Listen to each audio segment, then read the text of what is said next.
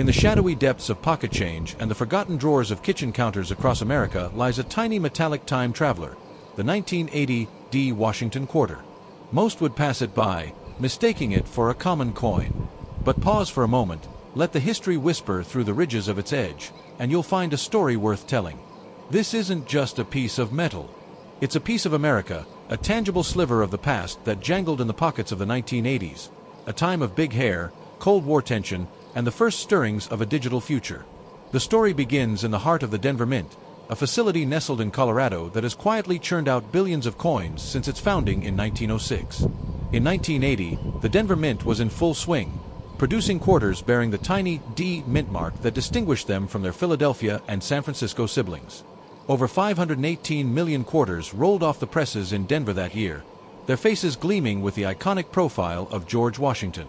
It's easy to think of these coins as identical, mass-produced, and lifeless. But like snowflakes, no two coins are ever exactly alike. Some show errors. Some bear scars from the minting process. And some, just a few, are destined to become treasures. The Washington quarter itself is a fascinating subject. Introduced in 1932 to commemorate the 200th birthday of the first U.S. president, the coin quickly became a mainstay of American currency.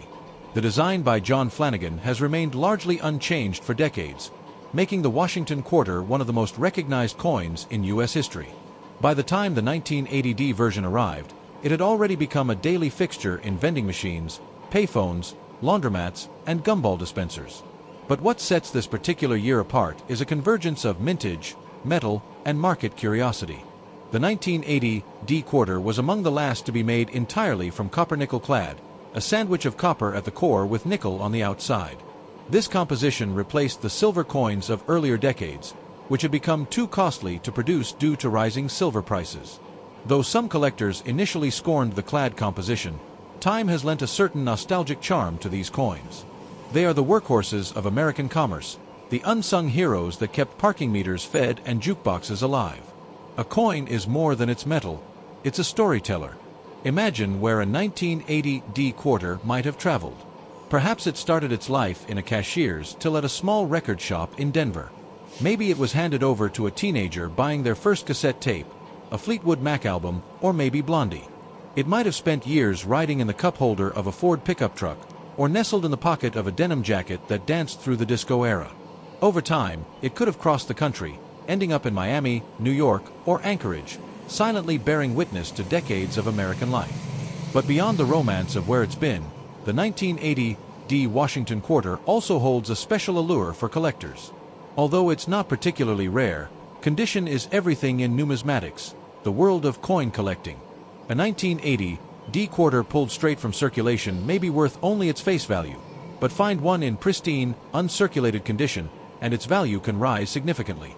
Coins graded MS-65 or higher, mint state, by professional grading services can fetch much more, particularly if they show full details, such as well-struck eagles and sharp lettering. Then there are the errors.